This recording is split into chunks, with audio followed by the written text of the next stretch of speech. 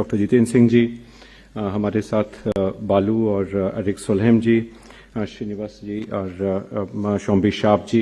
आज हम लोगों के बीच में एक अत्यंत हर्ष का विषय है कि इस 340 पेज की इस किताब को हम लोगों ने मध्य प्रदेश के, जैसा रश्मि जी ने कहा, जो हमारा Atal Bihari Vajpayee institute for good governance and policy analysis है, उसके माध्यम से हम लोगों ने ये रिपोर्ट गुड गवर्नेंस के ऊपर तैयार करी है। और गुड गवर्नेंस का नाम लें तो Singapore is one of the leading countries in the region, and I very much would like to acknowledge presence of Honorable High Commissioner, His Excellency Mr. Wong. So thanks,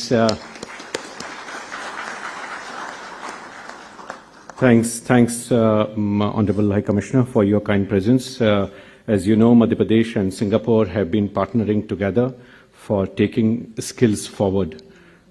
Our Chief Minister is extremely committed in terms of how youth and skill are to be connected. So thanks for your kind presence. I also welcome all CM Fellows.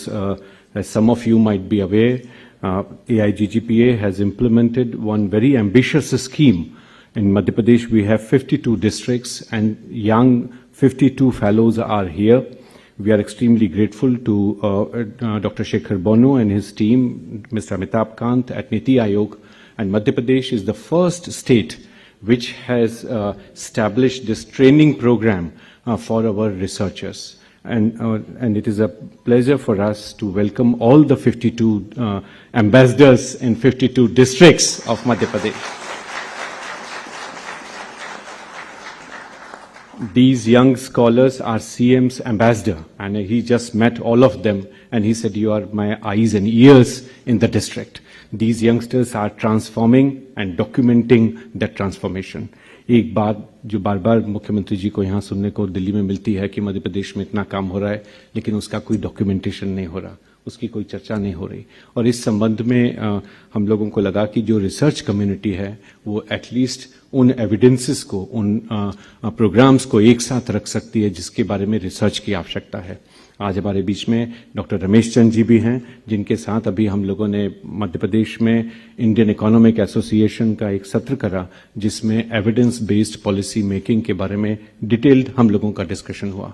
तो ये अत्यंत आवश्यक था कि हमारी team इस research document के ऊपर काम करे। इसकी कॉपीज आप सबके लिए बाहर अवेलेबल हैं, हमारे पैनलिस्ट के लिए यहाँ टेबल पे रखी हुई हैं।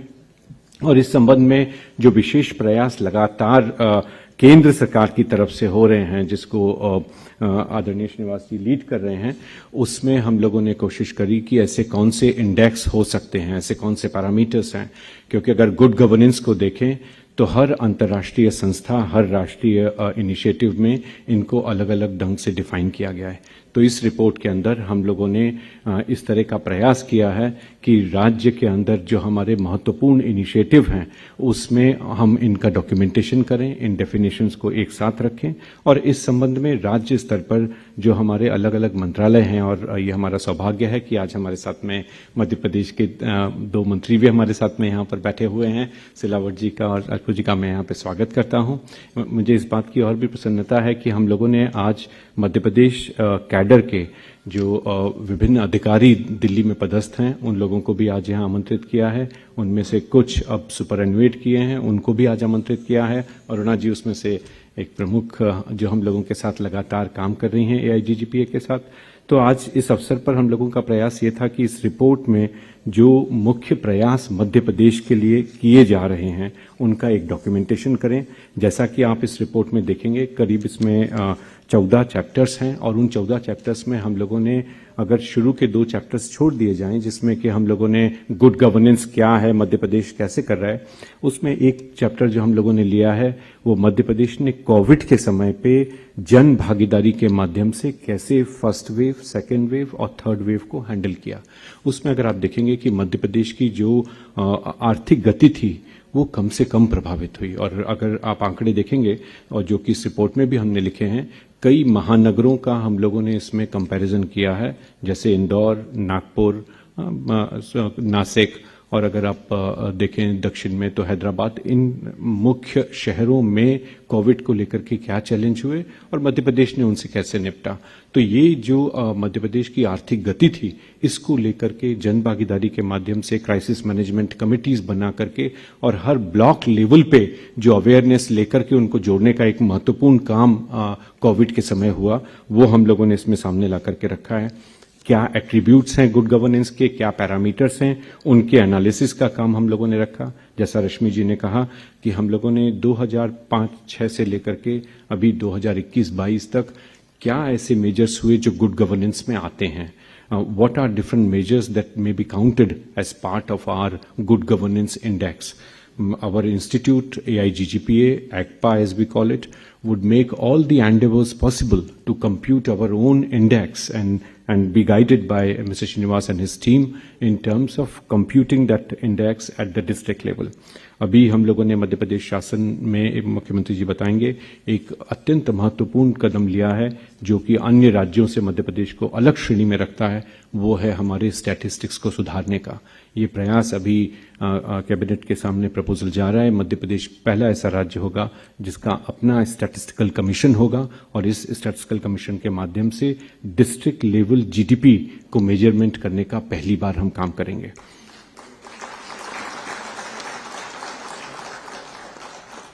इसकी भी जानकारी कम ही लोगों को होगी कि पिछले 3 क्वार्टर्स में लगातार मध्य प्रदेश का आंकड़ा बाकी राज्यों से बहुत ऊपर रहा है।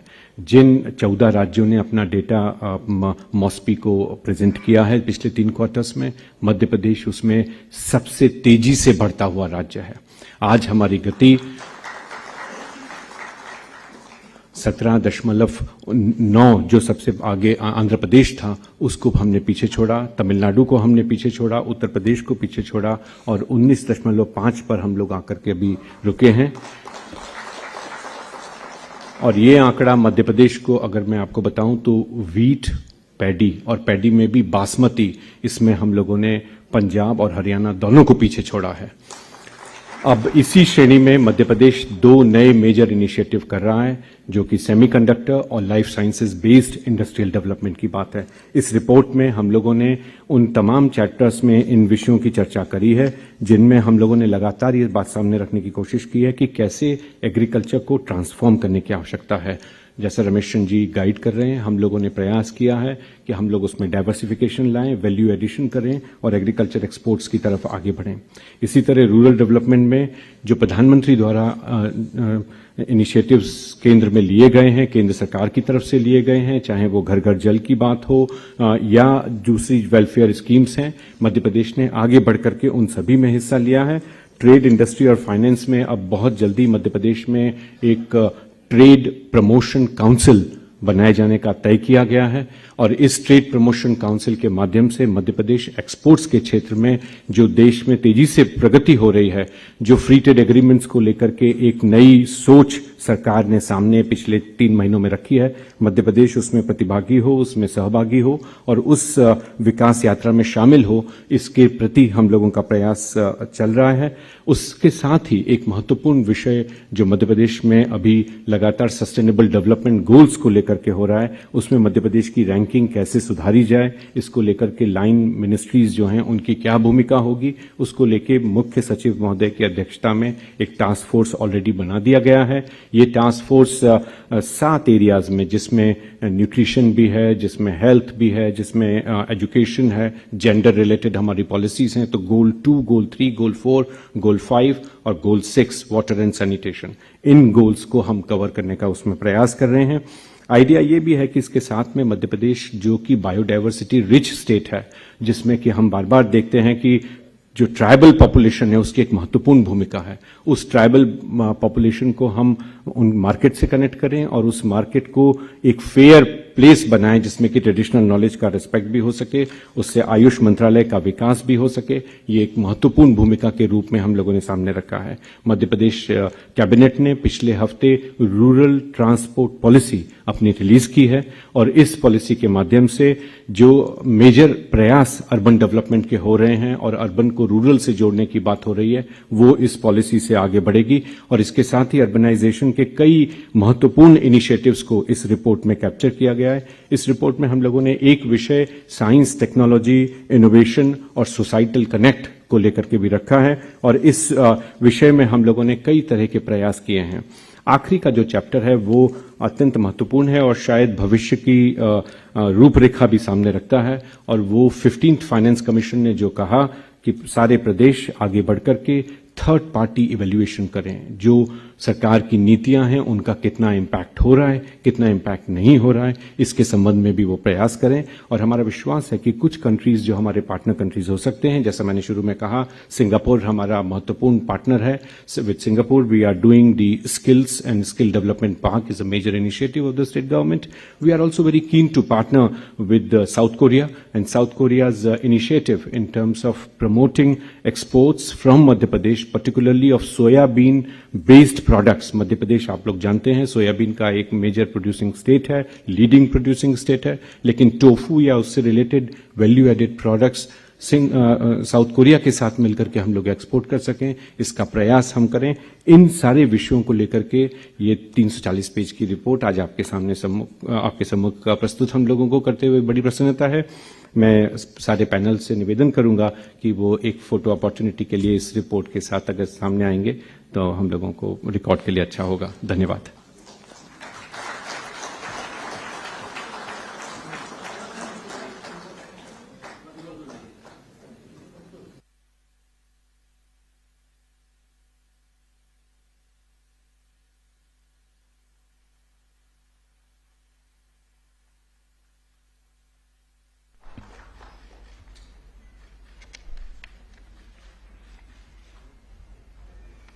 Dear esteemed guests, the printed copies of the report are available outside the auditorium.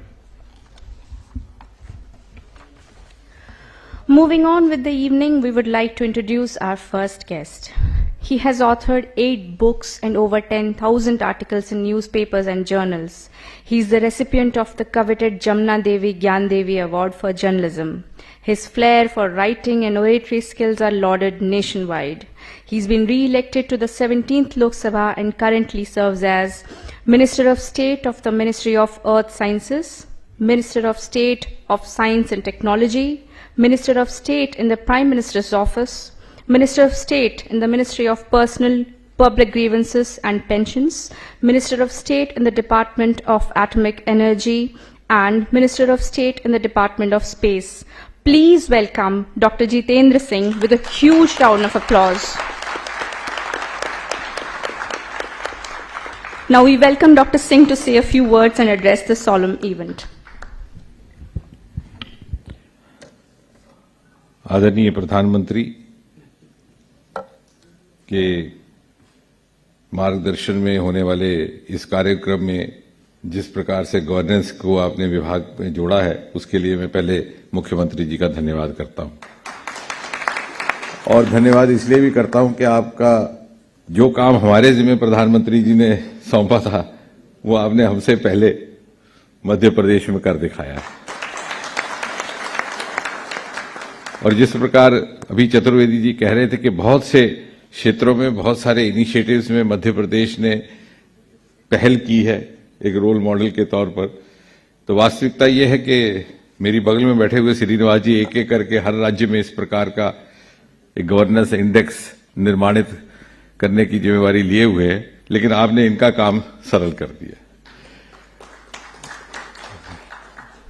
आप हमारे लिए बहुत सारे प्रेरणा का सदा स्रोत भी रहे हैं। ऐसे हमारे माननीय श्री शिवराज सिंह चौहान जी, हमारे वरिष्ठ नेता, उनके साथ हमारे बैठे हुए एक अन्य वरिष्ठ केंद्रीय मंत्री और उसके बिना भी जो इनका परिचय है उसके मोहताज नहीं है, ज्योति जी सिंधिया, हमारे दूसरे साथी कुलसाटे जी,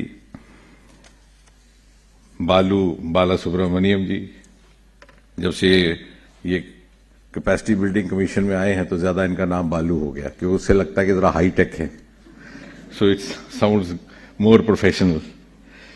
इसी प्रकार मिस्टर एरिक सोलहेम, हमारे साथी श्रीनिवास जी, मिस्टर शोम्बी शार, अरविंद पिंडोरिया जी, चतुर्वेदी जी, यहाँ पर मध्य प्रदेश काडर के और अन्य वरिष्ठ अधिकारीगण, सबसे पहले तो बधाई के पात्र हैं मध्य प्रदेश का प्रशासन। और जब हम बात करते हैं सुशासन की, तो हालांकि हम इसको वाजपेयी जी के नाम से सुशासन दिवस के रूप में भी मनाते हैं, लेकिन सुशासन की परिभाषा क्या है, और कई बार उसको लेकर के लगता है कि बड़ा प्रभावी प्रशासन हो तो वो सुशासन हो जाता है, लेकिन कभी कभी मैं चिंतन करता हूं तो मुझे लगता है कि शासन का शून्य हो जाना भी कभी कभी सुशासन है। कि जैसे अल्लामा इकबाल का एक शेर है, माननीय चौहान जी के अर्पण करता हूं, कि लाजिम है दिल के पास रहे पासबान अक्ल, लेकिन कभी कभी उसे तन्हा भी छोड़ दो। वैसे तो दिल को दिमाग के मातहत ही काम करना चाहिए, लेकिन कभी कभी दिमाग को चाहिए कि उसे छुट्टी भी दे। और शायद इसी बात को लेकर के 2014 में सरकार बनने के तुरंत बाद प्रधानमंत्री जी ने हमें एक मंत्र दिया था, मैक्सिमम गवर्नेंस मिनिमम गवर्नमेंट। और मेरा 7-8 वर्षों के इस अनुभव में जो मैंने सीखा है, उसमें एक बात ये भी ध्यान में आई कि जो ऐसा नियम जिसकी बार बार शिकायत आए, जो बार बार ग्रीवेंस के सेल में दर्ज हो, उसका अर्थ यह है कि शायद उस नियम में कोई कमी है, उस शिकायतकर्ता में कमी नहीं। और इसी सीख के ऊपर अमल करते हुए पिछले 8 वर्षों में हमने लगभग 150, क्षमा कीजिए, लगभग 1500 नियम पुराने खारिज कर डाले। और आपको स्मरण होगा, सरकार बनने के बाद, क्योंकि शपथ ग्रहण हुआ था 26 मई 2014, उसके तुरंत 3 महीने के भीतर सितंबर अक्टूबर पहुंचते पहुंचते हमने एक अंग्रेजों के समय से चली आ रही थी कुरीति कि गेस्टेड अफसर से अपने सर्टिफिकेट डॉक्यूमेंट अटेस्ट करवाने।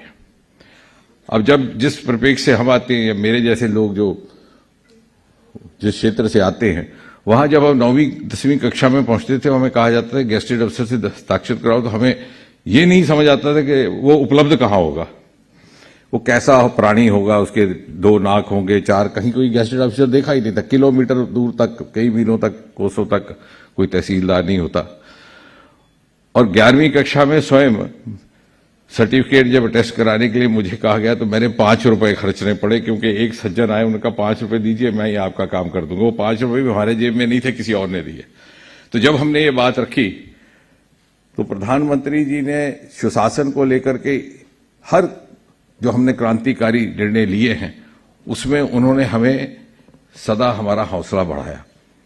और ये हमने नियम समाप्त किया और देश को ये संदेश दिया कि अब एक ऐसी सरकार आ गई है जिसमें इतना हौसला है, इतनी क्षमता है कि अपने देश के नौजवान पर विश्वास कर सके। और यदि ना कर सके तो in a country with more than 70% population below the age of 40, how can we move forward. इसी प्रकार 1 साल के भीतर हमने एक और नियम समाप्त किया, इंटरव्यू। 2016 1 जनवरी से अक्सर शिकायत आती थी, बहुत सारे उम्मीदवार रिटर्न में 100 अंक लेते, इंटरव्यू में फेल कर दिए जाते थे।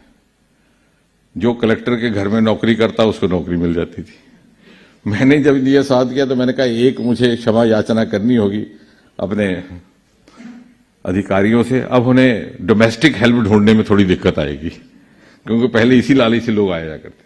तो कहने का तात्पर्य है कि वो ऐसे नियम जो, क्योंकि आखिरकार यदि लक्ष्य ये है to bring ease of living, ultimate objective and litmus test of good governance is that it brings ease of living in the life of a common citizen.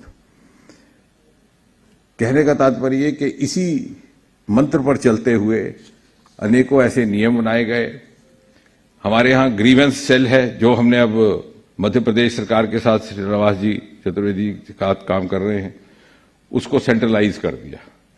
माननीय मुख्यमंत्री जी, जब 2014 में केंद्र में सरकार आई तो मात्र 2 लाख शिकायतें पूरे साल में दर्ज हुआ करती थी।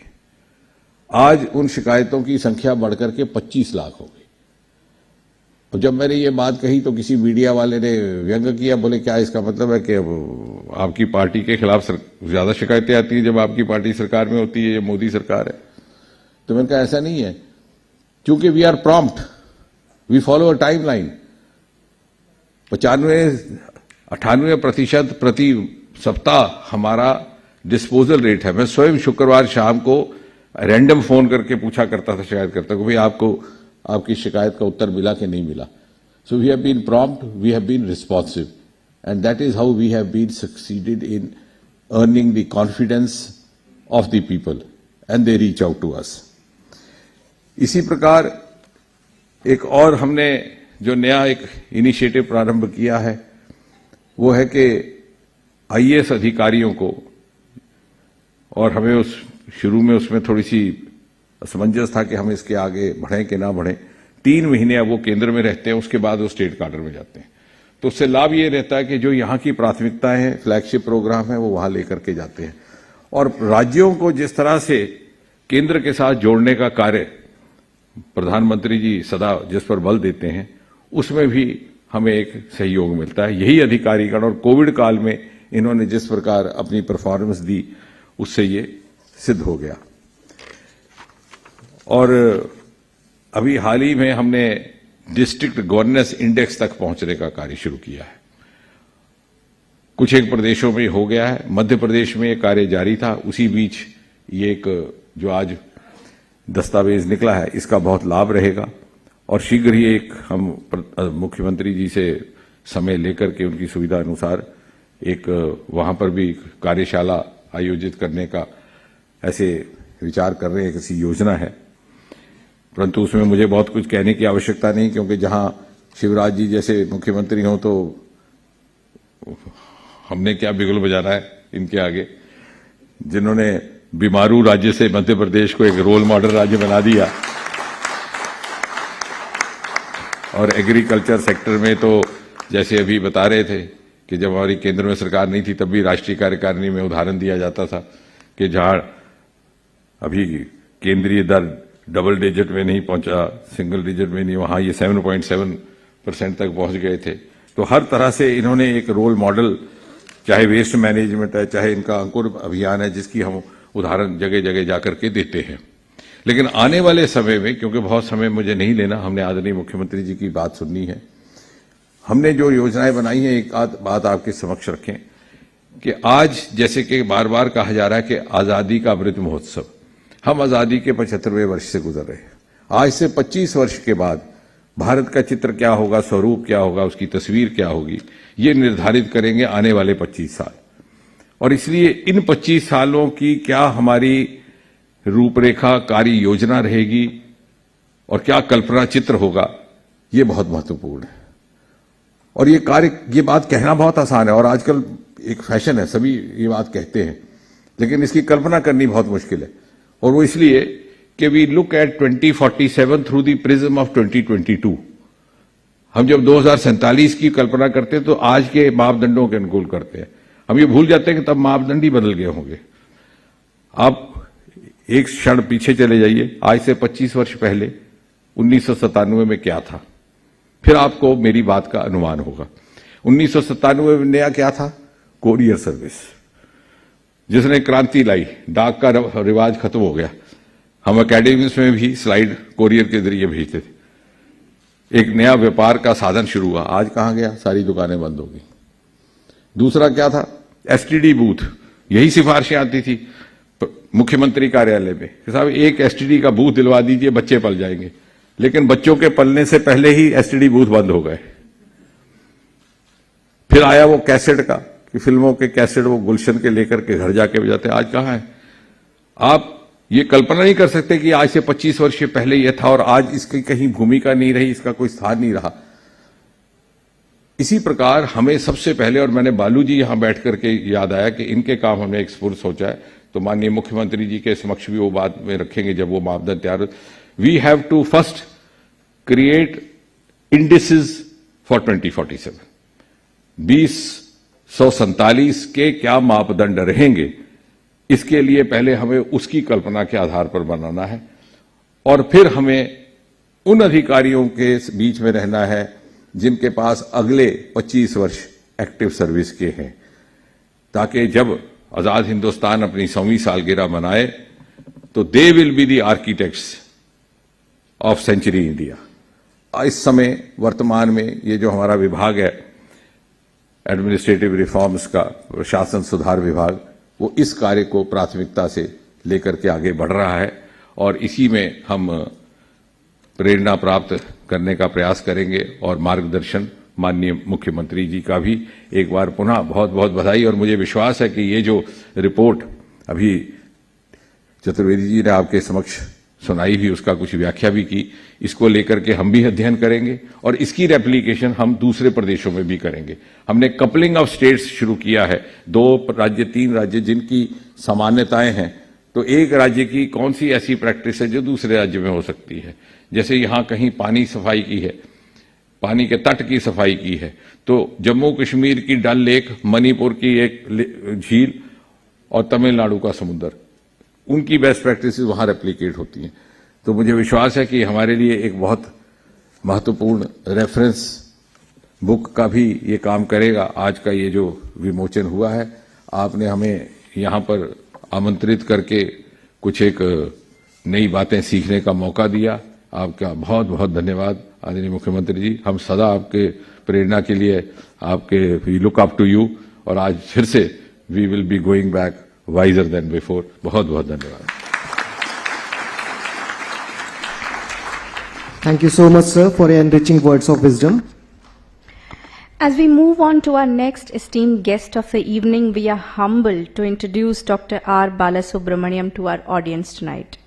Widely acclaimed development expert, a revered public policy analyst, a leadership trainer and author, he has spent decades living and working amongst the forest-dwelling tribal communities in the southern Indian district of Mysuru. He founded the Swami Vivekananda Youth Movement, a renowned development organization apart from the grassroots research and advocacy movement, a widely acknowledged public policy think tank. Currently, he is an honored member of the Capacity Building Commissioner of Government of India. Please welcome Dr. R Balasubramaniam with a huge round of applause. Now we request Dr. R Balasubramaniam to address the august gathering.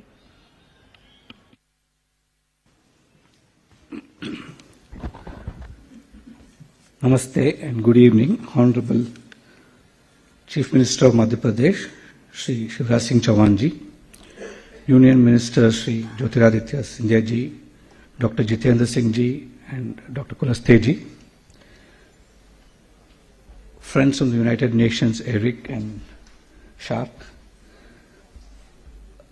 the DRPG Secretary, Mr. Srinivas, and good friend and I would say, I wouldn't be wrong if I say architect of the report, Shri Sachin Chaturvedi ji. At the outset, I would like to first congratulate the Honorable Chief Minister and the Madhya Pradesh government for putting together something extraordinary. As a young student of development, Madhya Pradesh was indicated to us as an example of what governance should not be. And within a very short time today, Madhya Pradesh is a state where we can proudly say this is what governance needs to be.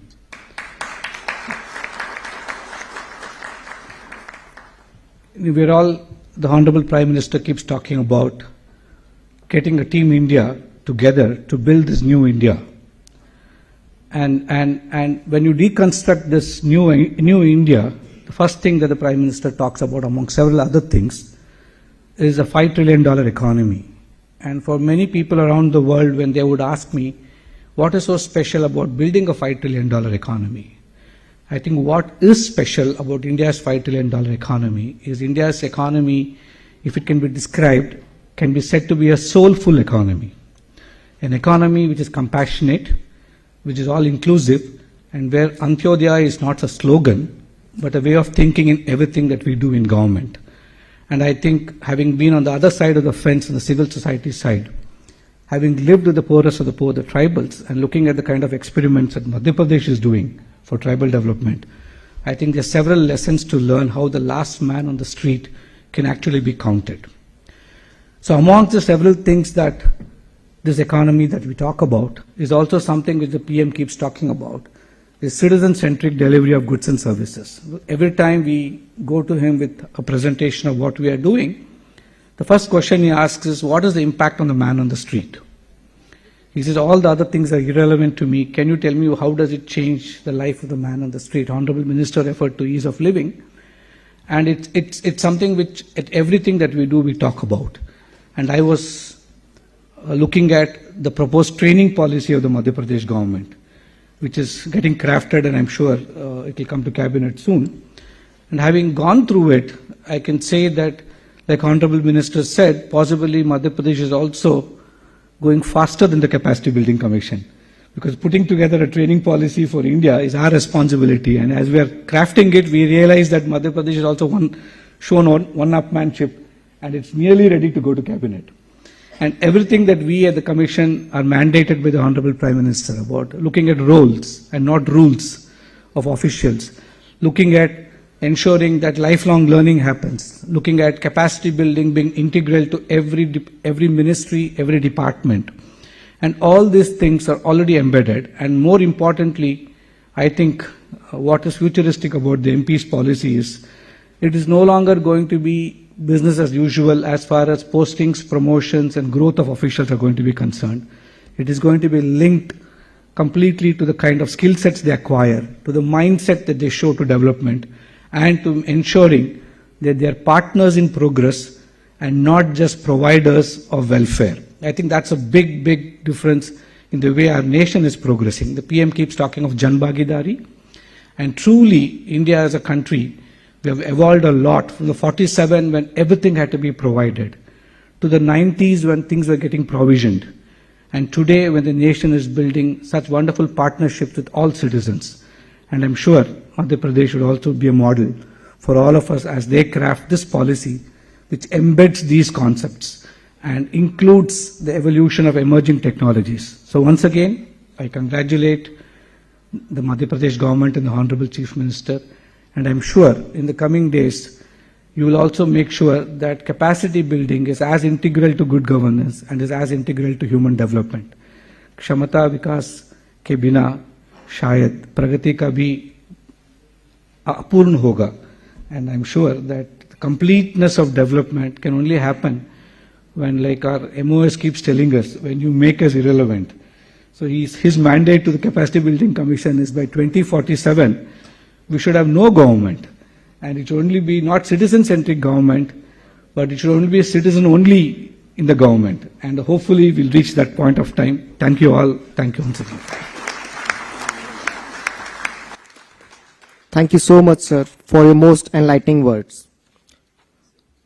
Moving on with the evening, it is a privilege to introduce our next guest. As Norwegian Minister for Environment and International Development, our next guest demonstrated a formidable commitment to sustainability and climate change. He has enjoyed one of the most covetous, illustrious career in the development sector, serving as the Executive Director of the United Nations Environment Programme and as the Chair of the Organization for Economic Cooperation and Development. An ardent supporter of protecting the Arctic region, he was lauded by none other than Honorable Prime Minister Shri Narendra Modi ji for being an influential voice of green growth and climate change. Dear audience members, please welcome Mr. Erik Solheim with a huge round of applause. We request Mr. Erik Solheim to address the eager gathering, please.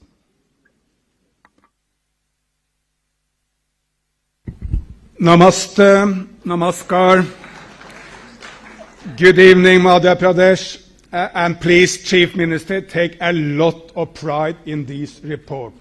At a time when there is so much negative news in the media, it's so good to read this report from the central state of India, when Madhya Pradesh is moving, of course, entire India is moving, and that's what this report is showing. Agriculture, industry, digital India, financial inclusion, there are so much positive in this report. And I was also really encouraged when I heard that you are working closely with probably the two most successful nations on planet Earth. Where was Singapore? Where was South Korea in the 1950s? Nowhere. With hard and smart work, these two countries moved from among the poorest nations on the planet into becoming among the richest and most successful. So please, Ambassador of Singapore, take pride in what you have achieved in Singapore. And please share your experience with India. And of course, India can also teach you quite a lot of lessons which will be interesting for Singapore. But we are at a crossroads of development. The old development model is defunct, and we all know it. The old model was, first you prioritize economy, you move fast on the economy, you pollute like hell, and when you become rich, you start sorting out the problems you have committed. That was the old model. The good news is, of course, that the 21st century is about the new model, which is so much promoted by no other than Prime Minister Modi. And that is the win-win model, not a win-lose, not a choice between economy and ecology. Of course, India needs to develop. Of course, India needs a vibrant economy. But now it can happen without destruction of nature. You can have the win-win solution, creating jobs, expanding the economy, providing for people's health, and protecting Mother Earth with the same policies. And let me mention 4 areas where I believe that Madhya Pradesh is on the right track. But of course, you can do more and better in the future. That's what policy is all about. And that's why you have such a dynamic chief minister which can achieve this. First, green Madhya Pradesh. Sir, you are leading from the front in a true Gandhian way. You get up every morning and plant a sapling of a tree. We have too many politicians who try to lead from the rear seat. You cannot do that. You need to lead from the front. And this is what Gandhiji said. You must be the change you want to see in this world, and you are that change. So please continue. But Madhya Pradesh is also called an enormous forest state, the biggest forest state in India. It's the biggest tiger state in India. And tourists want to come to India to see tigers and the beauty of this land. So taking good care of Mother Earth also creates an enormous opportunities for jobs. And by the way, tourism is the #1 job creator on planet Earth because it creates enormous amount of jobs. So the green Madhya Pradesh, enormous opportunity. Second, solar Madhya Pradesh. I think you have the hugest floating solar anywhere in India. You are a central powerhouse for India with a now big solar project, and being centrally located, you are close to Maharashtra, close to the south, close to the north of UP or Delhi. You have an enormous opportunity to provide solar to all these different states of India. And of course, because Andhra Pradesh has such a huge land mass, you will have plenty of space to set up the solar parks. So being the powerhouse, the solar powerhouse of India, and of course Prime Minister Modi is now leading India into this new green economy, providing for the solar mission and the green hydrogen mission of India. But it cannot happen in Delhi. It can happen on the ground, and that's what Madhya Pradesh is providing, helping Prime Minister Modi to reach his aims. Third, we need a clean India.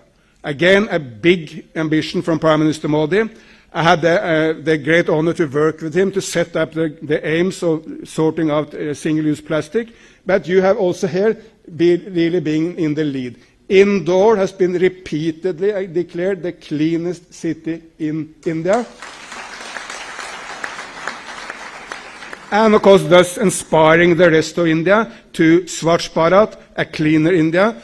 Gandhiji said, cleanliness is godliness, and we need to go clean, and Indore shows the way in that direction. And fourthly, eco-friendly agriculture.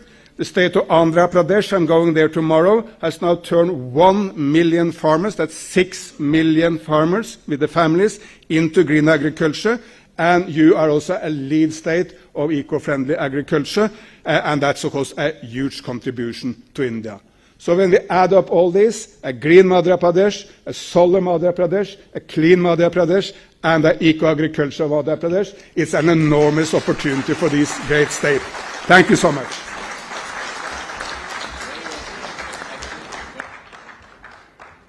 Thank you so much, sir, for that wonderful speech. Now we would like to introduce to you our next esteemed guest for tonight, currently serving as Secretary, Department of Administrative Reforms and Public Grievances, Government of India. He's a 1989 Rajasthan cadre IAS officer. He's known for his tireless contributions towards strengthening good governance initiatives that have reached the farthest corners of this country. His efforts at bringing digital transformation in India have been appreciated not just nationally, but worldwide. Dear members of the audience, please welcome Shri V. Srinivas with a huge round of applause. We request Shri V. Srinivas to address the gathering. Honorable Chief Minister of Government of Madhya Pradesh, Honorable Minister of Civil Aviation, Honorable Minister of Personnel, Public Grievances and Pensions, Dr. Jiten Singh Ji, Honorable Minister of State, Shri Fagan Singh Kulast Ji, Honorable Members of Parliament,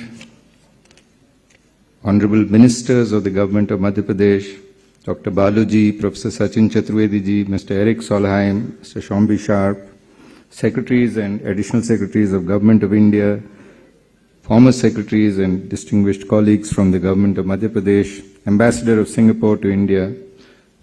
I am deeply privileged to present my thoughts in this distinguished forum chaired by the longest serving Chief Minister of the Government of Madhya Pradesh and the longest serving Minister of State of Personnel, Public Grievances and Pensions, Dr. Jiten Singh Ji. I would like to compliment Professor Sachin Chaturvedi Ji and his dedicated team of officials who have strived tirelessly to publish the Madhya Pradesh Sushasana Development Report 2021. It's indeed a seminal publication. The goal of Atmanirbhar Madhya Pradesh can only be achieved if a good governance system is in place. The Madhya Pradesh Sushasana and Development Report gives a robust picture of good governance initiatives, practices, parameters across several sectors of Madhya Pradesh.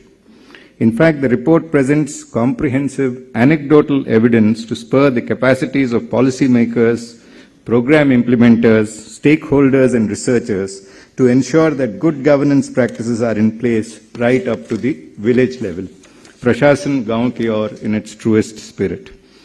Good governance is a rich tradition associated with the state of Madhya Pradesh. The objective of bringing citizens and government closer has been achieved through successful operationalization of digital platforms, schemes, and forward-looking legislation. Some of these find mention in the report: the Madhya Pradesh Online Limited, the Madhya Pradesh Public Service Guarantee Act, the Chief Minister Helpline, Jan Hetu, Jan Setu, the Chief Minister Dashboard for Real-Time Performance Monitoring, the Chief Minister Pragati Dashboard, the Madhya Pradesh Jan Sunwai Yojana, and several more. At national level, several good governance initiatives of the Government of Madhya Pradesh have been recognized. The Swachhta Jan Bhagidari program of Indore, the Anuppur Smart School program using hybrid online smart class model has been presented in several national and regional conferences in Government of India.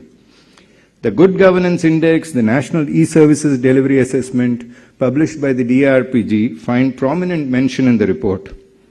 The Good Governance Index 2021 lists Madhya Pradesh as the best ranking state in agriculture and allied sector, and the second best performing state in economic governance, social welfare and development, public infrastructure and utilities. In agriculture sector, the Good Governance Index gives Madhya Pradesh a composite annual growth of 7.3%, commerce and industry a composite growth of 7.9%, education sector has witnessed high retention rates, skill training programs imparted to 99% of registered trainees, 52% placement ratios. Public health has increased availability of doctors. Immunization is almost 100%. In public infrastructure under the PMJSY program, Madhya Pradesh has witnessed connectivity of over 80%. Improvement is seen in the empowerment of women and public safety with increases in the proportion of women police personnel. In citizen-centric governance, Madhya Pradesh has performed very strongly. The Public Services Guarantee Act, the establishment of Lok Seva Department, FIR Aapke Dwar Yojana, the Chief Minister helpline on WhatsApp are standout performers, fulfilling all criteria of good governance. There also exists high level of citizen engagement with large rural societies benefiting from the adoption of technology. The report has made several far-reaching recommendations. E-governance to we-governance, to encourage citizens to do it yourself by performing the role of a partner rather than a customer. Promoting service delivery mechanisms focused on paperless, cashless, minimum physical contact programs. Sir, it is clear that under your leadership, Madhya Pradesh is a standout performer and a torchbearer for good governance. I wish the state government all success in their challenging policy endeavors. Thank you. Thank you, sir, for your kind words of wisdom. Moving on to the next guest of the evening, it gives us great pleasure to introduce Mr. Shombi Sharp, currently serving as the UN Resident Coordinator in India. Mr. Sharp has devoted more than 25 years of his career to promoting inclusive and sustainable development internationally. He is a published author of works in health economics and was US Aid Policy Champion as well as a nominee for the UNDP Administrators Award. Please welcome Mr. Shombi Sharp with a huge round of applause. Over to you, sir. Namaskar. Honorable Chief Minister of Madhya Pradesh, Honorable Union Ministers and Senior Representatives of Union Government, dear Honorable Members of Parliament and of the State Government of Madhya Pradesh, my dear former colleague, Mr. Solhan, former head of UN Environment Program and environmental champion and champion of India's leadership in environmental issues, and of course my dear friend Sachin Chaturvedi, architect of this fantastic report, distinguished colleagues and all of the this full house, this amazing turnout tonight for this important event, especially including diplomatic community and especially the young ambassadors that have been mentioned. It's a great honor to be here on behalf of the United Nations in India, the UN team in India. I had the actual honor to visit Bhopal and undertake a visit to Madhya Pradesh as my very first official trip outside of Delhi, being a brand new arrival here in India just a bit over four and a half months ago. And I wanted to say that it was so poetic for that to be my first trip, having grown up myself in the U.S. in the state of Kansas, which is known as the heart of America, to visit the hearts of India. And from one, wheat and soya producing leader state, having grown up spending much time on the farms, to visiting another, and I had the great honor to chat a bit with the Honorable Chief Minister about good practice, good farming practices as well, and learning quite a lot. So I just wanted to say that in my short time here in India, I have been incredibly inspired by the diversity and by the models of governance and the scaled efforts of leaving no one behind, demonstrated, of course, by the union government, but also by the state governments. And I think, as was mentioned, that when we speak about the Sustainable Development Goals, the global goals, we cannot underestimate the importance of India. And in fact, it's been said that perhaps something like 40%, maybe even 50% of the global goals rely on India's leadership and India's success, and that is state by state. And when we think about the scale, it's really incredible. I mean, Madhya Pradesh would be, if it were a country, would be the 20th largest country in the world by population, larger than France and UK and such. And so when we talk about the role of the state level in terms of achieving the Sustainable Development Goals, Actually, we mean also for India as a whole, and we mean as well for the world as a whole.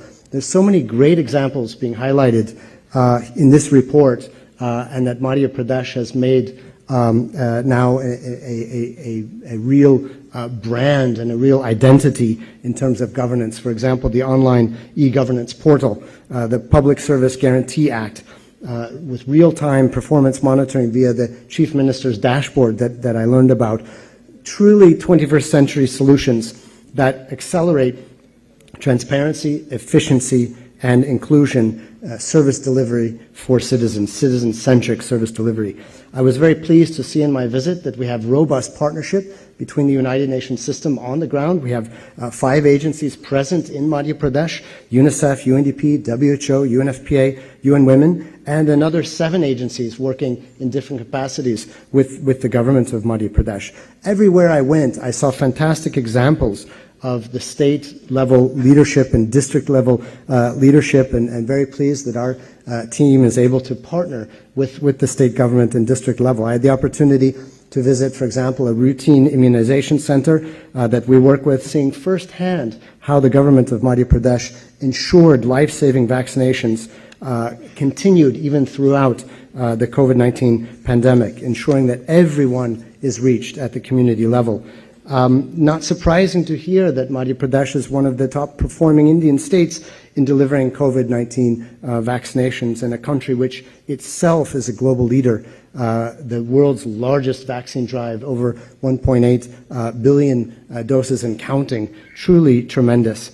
I also had the opportunity to have constructive conversations, of course, with the Chief Minister, with Professor Chaturvedi as Vice Chair of the State Planning and Policy Commission, looking at how we can continue to support the state's ambitious goals and visions within the context of our new 5-year cooperation framework that we are currently underway developing together with the colleagues from Niti Aayog.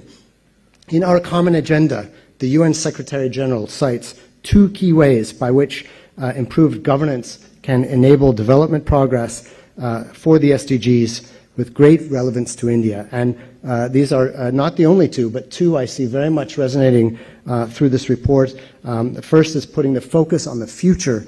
The second is putting focus on women and girls at the center, gender equality. And here we see impacts, very clear impacts in the progress of Madhya Pradesh. First, MP is doing better than the country as a whole as it moves forward as well on progress towards achieving SDG 5 on gender equality. We see this in evidence through the latest NFHS 5 data.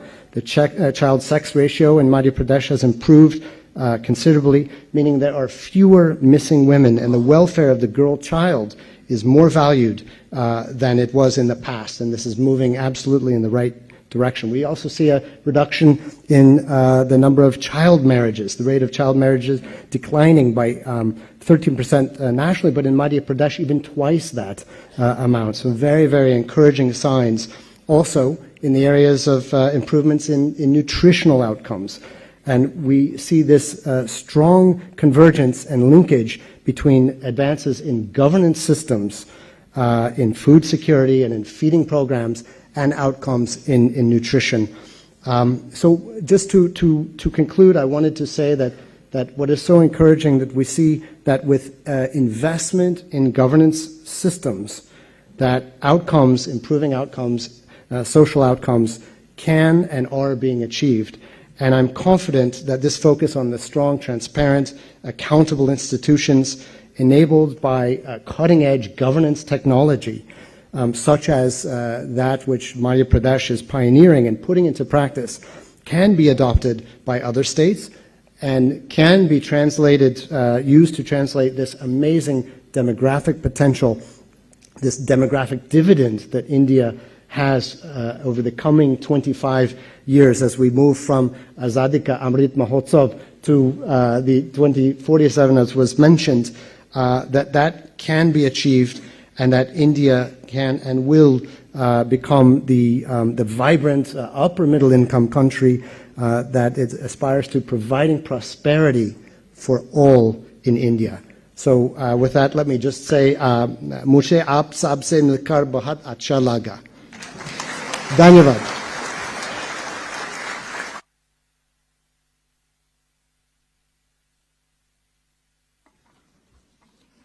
अब मैं माननीय मुख्यमंत्री महोदय श्री शिवराज सिंह जी से अनुरोध करूंगा कि वो केंद्रीय मंत्री श्री वीरेंद्र सिंह जी एवं श्री नरेंद्र सिंह तोमर जी का स्वागत करें.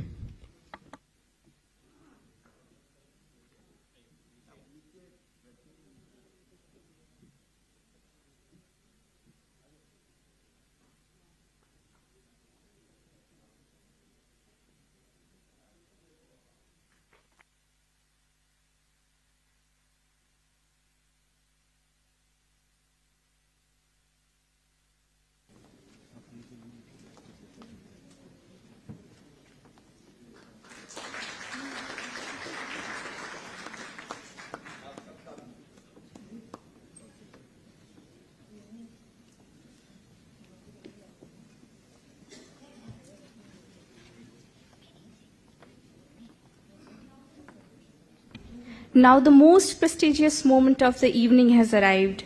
We take great pleasure and immense honor to introduce the Jan Nayak, the longest serving Chief Minister of the state of Madhya Pradesh, the recipient of the prestigious Suryodaya Manavta Seva Samman Award.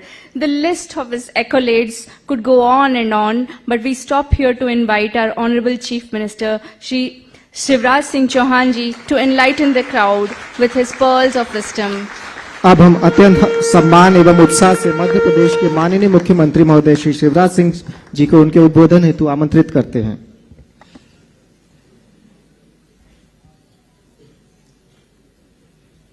आज मध्य प्रदेश के लिए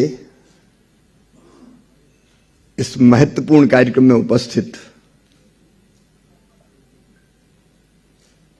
हमारे कृषि और किसान कल्याण मंत्री आदरणीय नरेंद्र सिंह तोमर जी, सामाजिक न्याय मंत्री आदरणीय वीरेंद्र कुमार जी, हमारे नागरिक उड्डयन मंत्री आदरणीय ज्योतिरादित्य सिंधिया जी. अब ये तो मैंने अपनों के नाम लिए, इसका मतलब ये नहीं कि जितेंद्र सिंह जी पराए हैं, लेकिन वास्तव में आज के हमारे चीफ गेस्ट अतिथि जो प्रधानमंत्री के मंशा के अनुसार सुशासन के क्षेत्र में अनेकों काम कर रहे हैं, उनका ताली बजा के स्वागत कीजिए. आदरणीय जितेंद्र सिंह जी, हमारे अपने आदरणीय फग्गन सिंह कुलस्ते जी, आज जिनको हम सब बड़े आदर के साथ सुन रहे थे, आदरणीय बालासुब्रमण्यम जी जो अब बाला हो गए, Erik Solheim ji, Shri V Srinivas ji, सोमबी सार्प जी, प्रोफेसर सचिन चतुर्वेदी जी, यहां उपस्थित मध्य प्रदेश सरकार के मंत्री साथीगण, कमल जी, तुलसी जी, आदरणीय सांसदगण,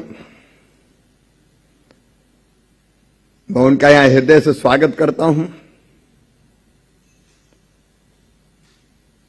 हमारे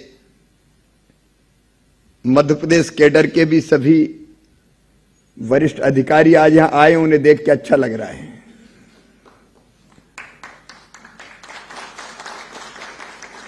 सीएम फेलोज भी हैं.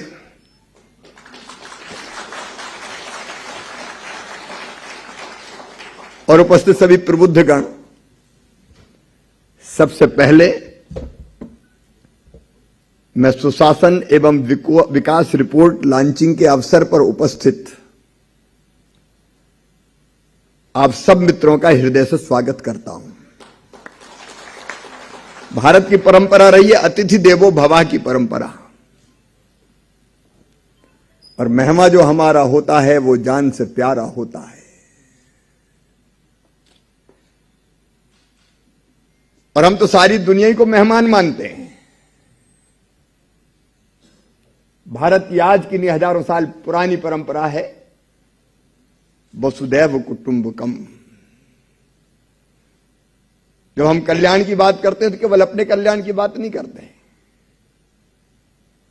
सर्वे भवन्तु सुखिनः, सर्वे सन्तु निरामया, सर्वे भद्राणि पश्यन्तु, मां कश्चित् दुर्भाग् भवेत्।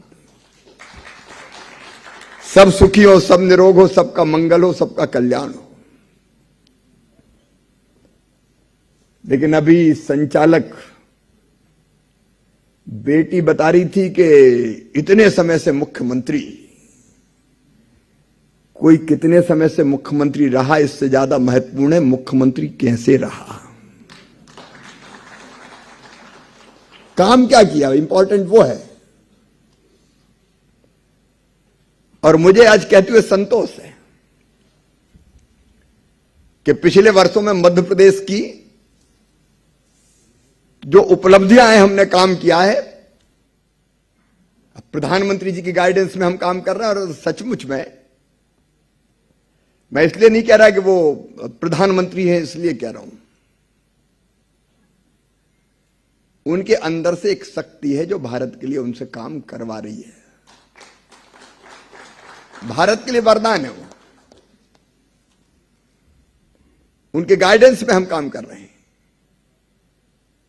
लेकिन जब मध्य प्रदेश जैसे राज्य की आप बात करते हो तो हम कहे जाते थे बीमारू राज्य। अब मैं मध्य प्रदेश के साथ बाकी राज्यों का नाम नहीं लूंगा, लेकिन हम बीमारू राज्य थे। अगर ये 15 साल का सफर देखेंगे तो बीमारू राज्य से निकल के मध्य प्रदेश विकासशील राज्य तो बना, विकसित राज्यों की पांत में खड़ा होने की स्थिति में पहुंच गया। अब सुशासन की बात करें तो सुशासन में सब आएगा। कनेक्टिविटी भी सुशासन में आती है, अगर सड़कें नहीं तो काहे का सुशासन। बिजली जैसी व्यवस्थाएं भी सुशासन में ही आती है, अंधेरे में कैसा सुशासन। पानी का इंतजाम भी सुशासन है। अपने नागरिकों की बुनियादी समस्याओं का समाधान करके उनकी जिंदगी को आसान बनाना ही सुशासन है। तुलसी बाबा ने कभी कल्पना की थी, दैहिक दैविक भौतिक तापा, राम राज काहू नहीं व्यापा। अब कोविड में तो दैहिक ताप भी हरने की कोशिश की प्रधानमंत्री जी ने, और हम भी पीछे लगे रहे। और दैविक आपदा भी आ जाए तो उसमें भी सरकार ढंग से खड़ी हो जाए और उस आपदा से निकाल के बाहर ले जाए। इसलिए चाहे सड़कों का सवाल हो, मैं विस्तार में नहीं जाऊंगा। इस रिपोर्ट में है 3 लाख किलोमीटर सड़कें बनी है मध्य प्रदेश में। और प्रधानमंत्री सड़क योजना में भी सबसे गुणवत्तापूर्ण काम अगर किया है तो मध्य प्रदेश ने किया है। और उसमें रोड कम पड़ गए तो मुख्यमंत्री ग्राम सड़क योजना भी बना दी हमने। सड़कों का जाल, बिजली की उपलब्धता केवल 5000 मेगावाट के आसपास हुआ करती थी, आज 21,050 मेगावाट बिजली मध्य प्रदेश के पास उपलब्ध है। जितेंद्र सिंह जी, दिल्ली की मेट्रो भी मध्य प्रदेश की बिजली से चल रही है। रीवा का हमारा सोलर प्लांट बिजली सप्लाई कर रहा है। और आप सोलर की बात कर रहे थे, सैदारी जी बोल रहे थे सोलर स्टेट। मुझे कहते हुए खुशी है कि solar floating power plant Madhya Pradesh के ओमकारेश्वर में हम लगा रहे। 5000 मेगावाट से ज्यादा हमारी क्षमता होगी और इसको और बढ़ा के हम प्रधानमंत्री का जीरो नेट का सपना पूरा करने में कोई कसर नहीं छोड़ेंगे। ग्रीन एनर्जी, क्लीन एनर्जी की बात होती है। विंड हो, सोलर हो, बायोमास हो,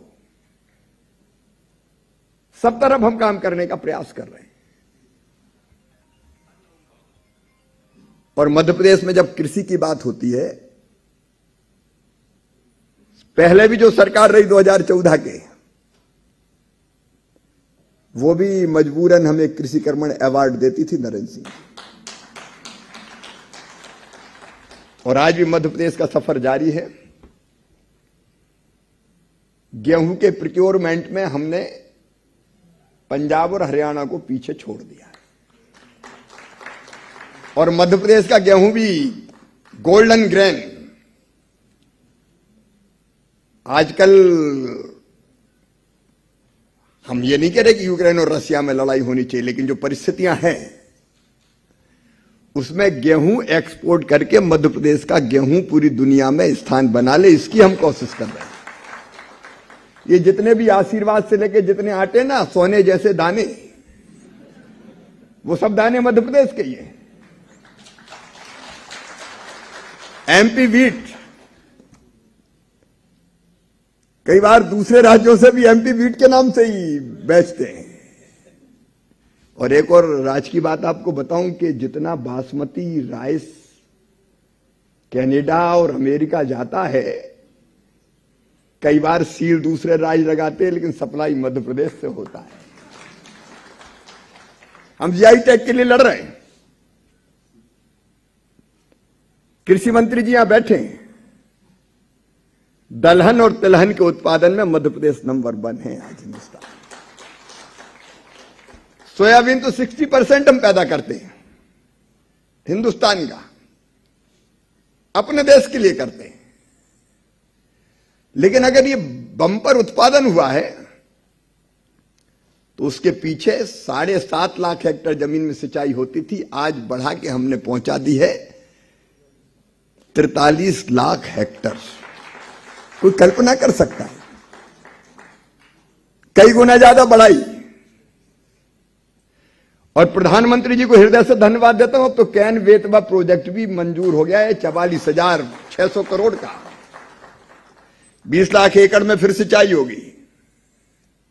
नदी जोड़ो, नर्मदा छिपरा जोड़ो, नर्मदा काली सिंध जोड़ो, नर्मदा गंभीर जोड़ो, नर्मदा पार्वती जोड़ो। हमने रिवर लिंकिंग के प्रोजेक्ट को मध्य प्रदेश से प्रारंभ किया है और अभी भी हम रुकने वाले नहीं हैं। मैं अपने सांसद मित्रों को भी बताना चाहता हूं, अभी अभी हमने 26,000 करोड़ की नई सिंचाई योजना स्वीकृत की है, 65 लाख हेक्टेयर तक ले जाना है। अच्छा, उसी के कुछ परिणाम आज रिपोर्ट में देखने में आए।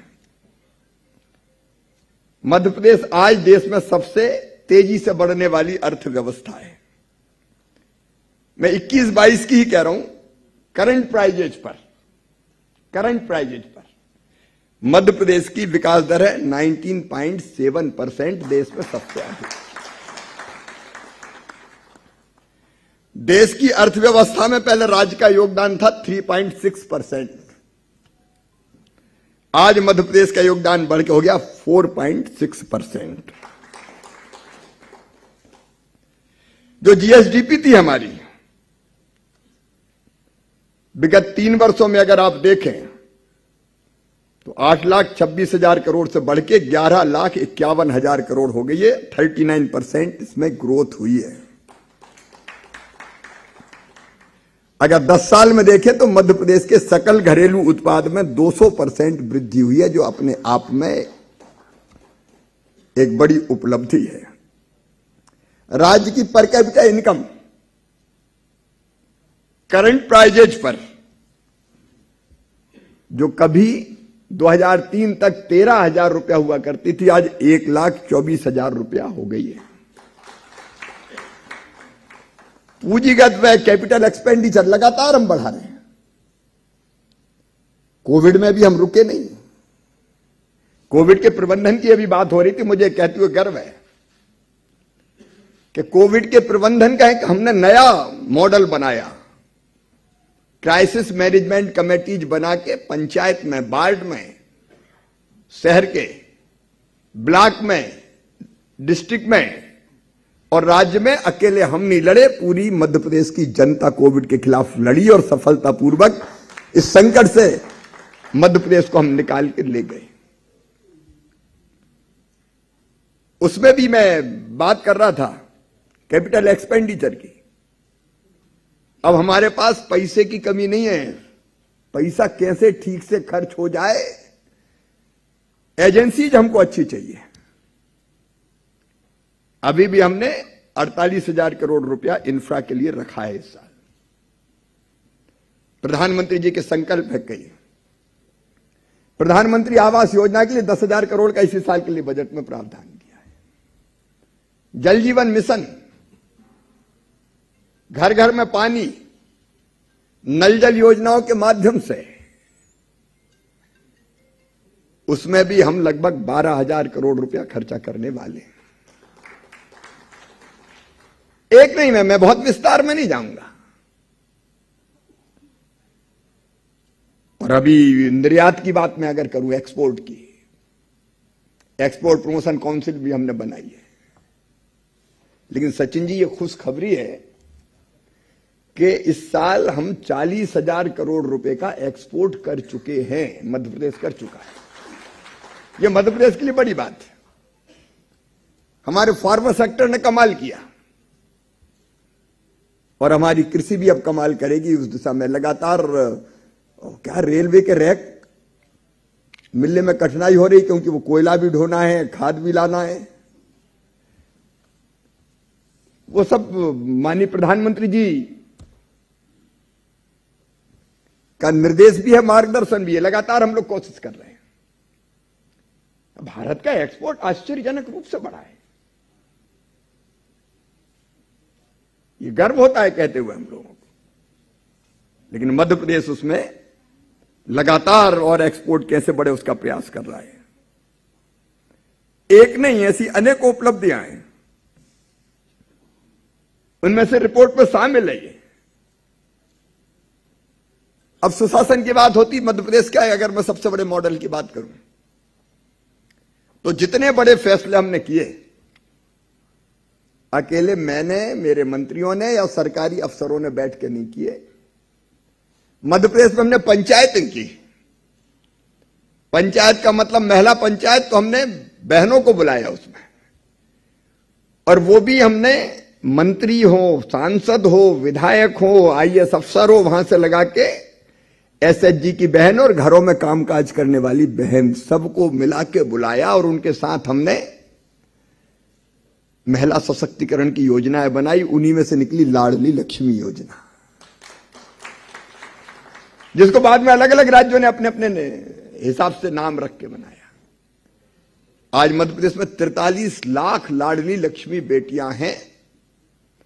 और एक योजना कैसे चमत्कार कर सकती, इसका उदाहरण है लाडली लक्ष्मी। लाडली लक्ष्मी की मेरी कल्पना यह थी कि बेटी बोझ समझी जाती है, बेटी वरदान कब बनेगी। तो मन में एक विचार आया कि बेटी पैदा हो तो लखपति पैदा हो। अब वैसे तो ऐसा हो नहीं सकता, तो हमने तय किया कि बेटी के जन्म के तत्काल बाद उसके नाम से, उस समय हमने तय किया था 30,000 रुपए के बचत पत्र खरीदेंगे। और जब वो 5वीं पास करके 6वीं में जाएगी तो 2,000, 8वीं पास करके 9वीं में जाएगी तो 4,000, 10वीं पास करके 11वीं में जाएगी तो 6,000, 11वीं 12वीं में फिर हर महीना पैसा, और जब 21 साल की हो जाएगी तो सीधे 1,18,000 रुपया उसको मिल जाएंगे। इस धरती पर मैंने कहा बेटी पैदा होगी तो लखपति ही होगी, बेटी बोझ नहीं वरदान बन जाएगी। और इंपैक्ट असेसमेंट की अगर आप बात करें तो 2012 में मध्य प्रदेश में 1,000 बेटों पे बेटियां जन्म लेती थी 912, और अब बेटियां 1,000 बेटों पर पैदा हो रही 956। बहुत जल्दी हम बराबर कर देंगे बेटा और बेटी, सेक्स रेशियो बराबर। जनता के साथ मिलकर फैसले करना। मजदूरों की पंचायत हुई, चौकीदारों को कोटवारों की पंचायत हुई, हाथ ठेला वालों की हुई, रिक्शा वालों की हुई, किसानों की हुई, अलग अलग पंचायतें। कोविड में रुक गई थी, वो सिलसिला फिर शुरू कर रहे हैं। देखिए, जनता का जनता के लिए, जनता के द्वारा मतलब क्या है। जनता केवल वोट डालती थी, बाद में तो फिर मंत्री करेंगे, अफसर करेंगे। हमने कहा नहीं, निर्णयों में भागीदारी जनता की होगी, तब सही अर्थों में लोकतंत्र है। निर्णयों में भागीदारी, और जनता से सलाह करके निर्णय होते हैं, और उसी के कारण वो सटीक बैठते हैं। और ऐसे अगर आप देखेंगे, अब अभी गुड गवर्नेंस की बात हो रही थी, मध्य प्रदेश पहला राज्य इसने public service delivery guarantee act बनाया। सिटीजन चार्टर तो दुनिया के हर देश में था, इस सेवा का लाभ इतने दिन में दिया जाना चाहिए, लेकिन नहीं दें तो कोई प्रावधान ही नहीं था। हमने मध्य प्रदेश में कानून बना के तय कर दिया कि ये सेवा है, इतने दिन में दी जाएगी, चाहे बिल्डिंग परमिशन हो, नल का कनेक्शन हो, छोटी से ले, ये सेवा इतने दिन में दी जाएगी और ये अधिकारी देंगे, और उतने दिन में अगर नहीं दिया तो उस अधिकारी पर जुर्माना लगेगा और वो हर्जाने के रूप में जिसका काम देर से हुआ उसके खाते में डाल दिया जाएगा माफी मांग के। संयुक्त राष्ट्र संघ ने सम्मानित किया मध्य प्रदेश को, और केवल इतना ही नहीं, हमने समाधान ऑनलाइन, महीने में एक बार जितनी शिकायतें आती है, वल्लभ भवन में सेक्रेटरिएट पे मेरे अफसर बैठते हैं, जिलों में कलेक्टर बाकी संबंधित अधिकारी बैठते हैं, शिकायत करता आता है, वो अपनी बात रखता है, और अगर उसका काम जायज है और नहीं हुआ तो तत्काल दंड दिया जाता है। समाधान ऑनलाइन, सीएम हेल्पलाइन का आतंक है, कहते हैं कर दो, नहीं तो सीएम हेल्पलाइन में शिकायत कर दूंगा।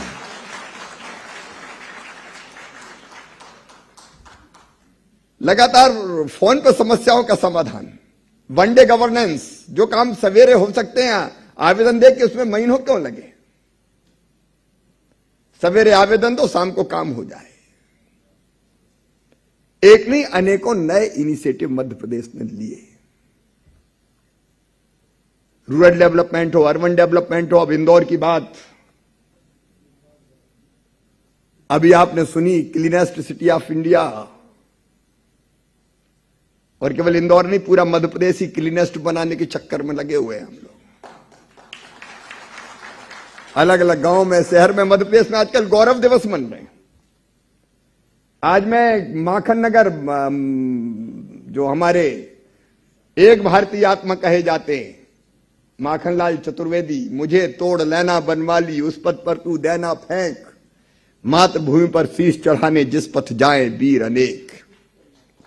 उनके नाम पे उनकी जन्मभूमि थी बाबई, उसका नाम किया माखन नगर। आज वहां का गौरव दिवस था। अभी उज्जैन का गौरव दिवस हमने मनाया, उज्जैन के सांसद भी यहां बैठे हुए, हरदा का मना के आ रहे हैं। उसमें तय होता है पूरा नगर गांव, और ये तय करते हैं केवल सरकार नहीं, हम अपने गांव के लिए क्या कर सकते हैं। हम लोग ये तय करते हैं कि उस दिन दुनिया में कोई भी उस गांव का कहीं रह रहा हो, उसको आमंत्रित करो, बुलाओ। और लोग क्या क्या चीजें तय कर रहे हैं। मैं रोज पेड़ लगाता हूं, क्योंकि अब तो यह हालत हो गई कि पेड़ नहीं लगाए तो मेरे हाथ पांव चलते नहीं है, कि पेड़ तो लगा ही नहीं। आज पेड़ों से एकात्म हो गया मैं, क्योंकि पर्यावरण के लिए जरूरी है। अब मैं अकेला नहीं लगाता, एक और संगठन आता कि हम भी लगाएंगे। तो हमने मध्य प्रदेश में आह्वान किया कि जन्मदिन पे लगाओ, मैरिज एनिवर्सरी पे लगाओ, या बेटा बेटी के जन्मदिन पे लगाओ, लगाओ जरूर, एक पेड़ जरूर। अब गांव में जगह तय होने लगी कि हमारे यहां पेड़ किस जगह लगाए जाएंगे, जब जन्मदिन होगा वो लगाएगा, वही संरक्षण करेगा। उसमें तय होता है कि हमारे यहां देखिए, मैं केवल प्लस की बात नहीं कर रहा, माल न्यूट्रिशन बड़ी समस्या है। हमने थोड़ी प्रगति की है, लेकिन बहुत काम करने की जरूरत है। आंगनवाड़ी अडॉप्ट कर रहे हैं लोग, किसान तय कर रहे हैं कि हमारे अनाज आ रहा है, आंगनवाड़ी में भी कुछ देंगे। प्रधानमंत्री जी की मंशा के अनुरूप कोई बच्चा कुपोषित नहीं रहेगा, कम वजन का नहीं रहेगा। एडॉप्ट एंड आंगनवाड़ी अभियान तय हो रहा है कि गांव में बेटी की शादी होगी तो पूरे गांव की होगी, मिलकर करेंगे। अगर कोई बच्चा टैलेंट है, किसी में कोई अच्छा स्पोर्ट्समैन निकलता है, तो उसकी मदद मिलकर पूरा गांव करेगा। स्वच्छता अभियान गांव में चलाएंगे, अपने गांव को साफ रखेंगे, पानी बचाएंगे, बिजली बचाएंगे, और यथासंभव नशा मुक्त करने की कोशिश की। ये छोटी छोटी चीजें, लेकिन गांव मेरा तीर्थ। गांव के लिए इनिशिएटिव ले ले तो कितनी तेजी से आगे बढ़ेगा। सरकार और समाज मिलकर साथ हो जाए। अब ये गुड गवर्नेंस नहीं तो क्या है? अकेले अफसर कर सकते हैं क्या? अकेले मुख्यमंत्री कर सकते हैं क्या? साथ ही हाथ बढ़ाना, मिलकर करना पड़ेगा सबको। प्रधानमंत्री जी की भी मंशा ये है, जन भागीदारी, उसके बिना काम नहीं चलेगा। उनकी शिक्षा को पूरा करने के काम में हम लगे हुए हैं। इसलिए शहर का स्वरूप बदल रहा है, गांव का स्वरूप बदल रहा है। अभी जितेंद्र सिंह जी कानूनों की भारत सरकार ने कई जो कानून थे जो कालवाय हो गए थे रिपील कर दिए। मध्य प्रदेश ने भी ऐसे 925 कानूनों को रिपील किया हमने। गले का फंदा बना हुआ है।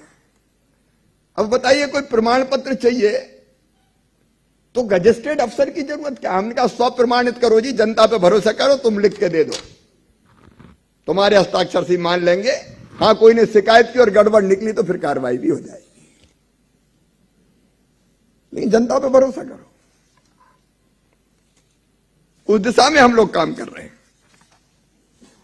एक नहीं ऐसी अनेक उपलब्धियां, मैं बहुत विस्तार में नहीं जाऊंगा, इस रिपोर्ट को आप जरूर पढ़िए। हेल्थ एजुकेशन, माल न्यूट्रिशन, हमको बहुत काम करने की जरूरत है। मैं ईमानदारी से कह रहा हूं। मतलब मध्य प्रदेश ने तय किए सीएम राइज स्कूल। हमारे यहां 3-4 तरह के स्कूल हमने शुरू किए। एकलव्य विद्यालय भारत सरकार के सहयोग से, जहां ट्राइबल बच्चों को अच्छी शिक्षा दे रहे हैं। एक ज्ञानोदय विद्यालय हमारे एससी बच्चों के लिए। मध्य प्रदेश में श्रमोदय विद्यालय भी है।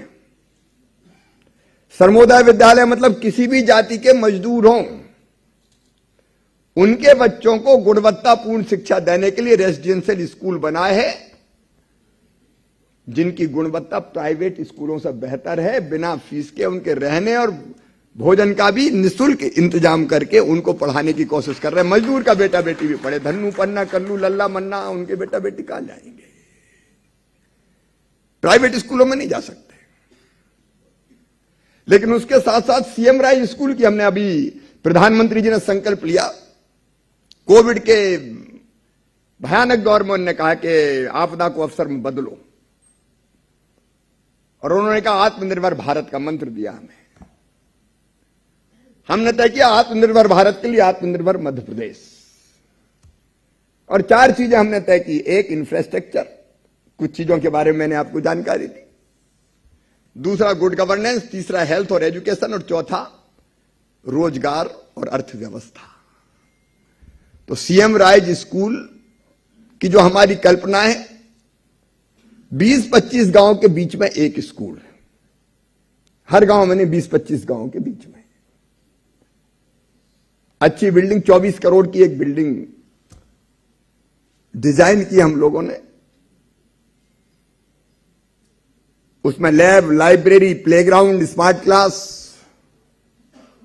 बच्चों को अगर शिक्षा देनी तो केवल उस गांव में बैठ के नहीं, भोपाल दिल्ली से भी उसको लेक्चर दिया जा सके।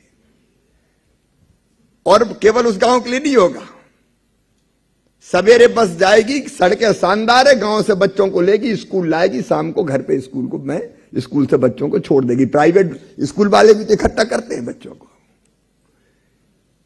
गरीब किसान के बेटा बेटी को भी गुणवत्तापूर्ण शिक्षा का अभियान। मैंने खुद स्वीकार किया हमारी कमजोरी, हमें बेहतर काम करना है गुणवत्तायुक्त शिक्षा देने के लिए। प्रधानमंत्री जी के आशीर्वाद से हेल्थ फैसिलिटीज बहुत बढ़ी है, लेकिन अभी भी काम करने की जरूरत है।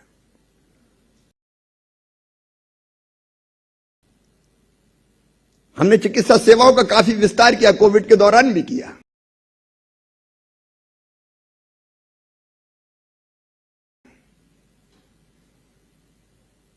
तो उसमें हम काम कर रहे हैं, उसकी योजना हमने बनाई। और माल न्यूट्रिशन के लिए हमने एक और टास्क फोर्स बनाई। समिका रवि जी उसको लीड कर रही हैं।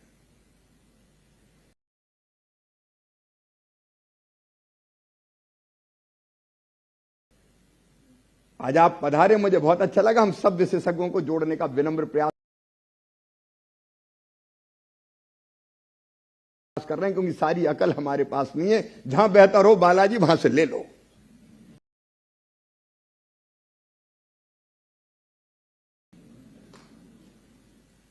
स्वामी सार्प जी आए, एरिक जी आए,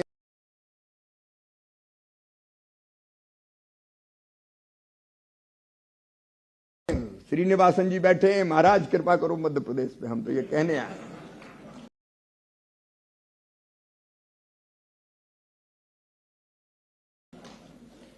जहां से अच्छा मिल जाए ले लो।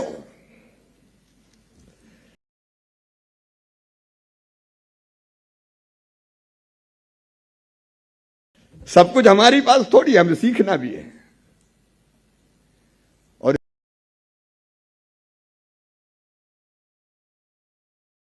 इसलिए आज दिल ने कहा शिवराज चले चलो दिल्ली।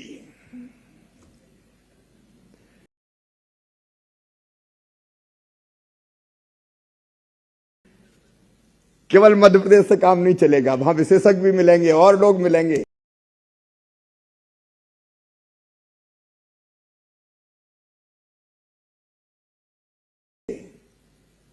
नई राय सुझाएंगे।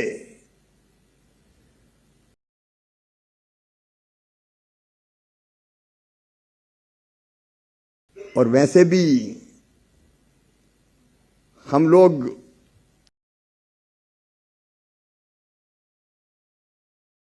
मध्य प्रदेश वाले सीधे साधे हैं, काम करते रहते हैं चुपचाप, प्रचार ज्यादा नहीं करते, तो हमका थोड़ी बात भी हो जाएगी। हमने पत्रकार मित्र भी बुला लिया।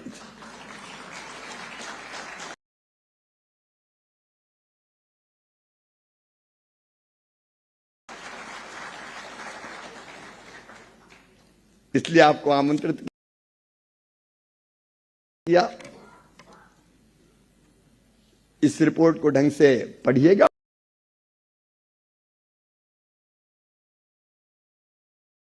और भी कोई कमी निकलेगी तो हम उसको भी दूर करने के लिए तत्पर रहेंगे। और सचमुच में ये अद्भुत समय है भारत के लिए, आजादी का अमृतकाल।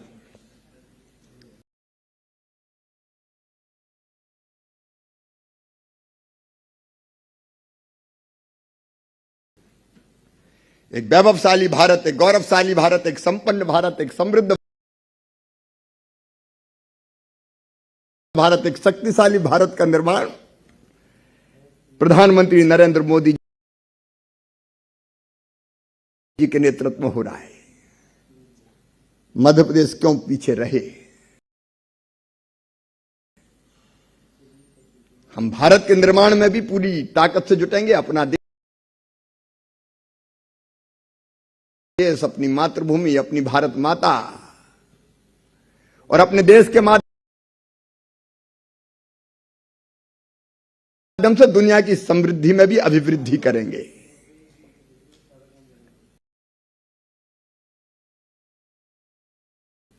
क्योंकि हम तो बरसों से गाते रहे, बचपन से गांव में भी, धर्म की जय हो अधर्म का नाश हो, प्राणियों में सद्भावना हो और विश्व का कल्याण हो।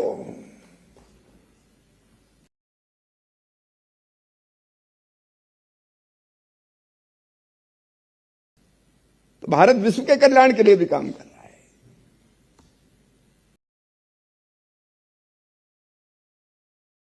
और आपको इसलिए भी धन्यवाद दे रहा हूं कि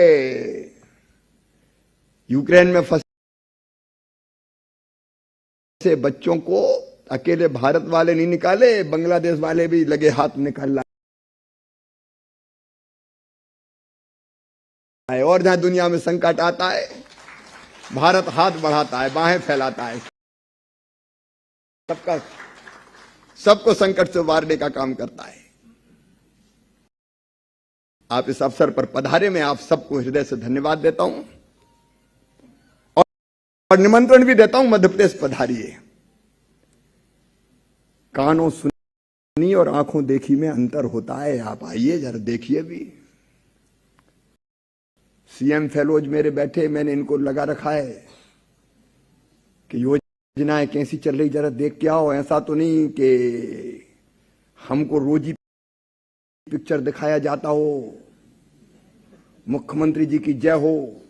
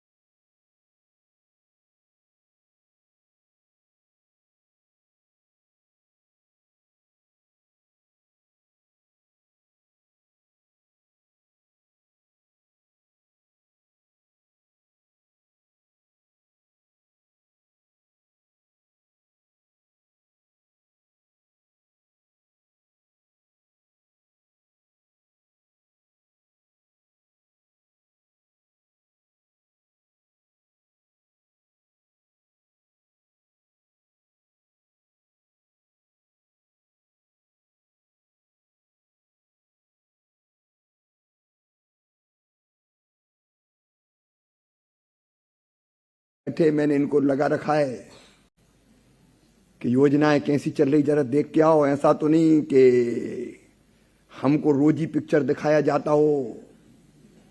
मुख्यमंत्री जी की जय हो।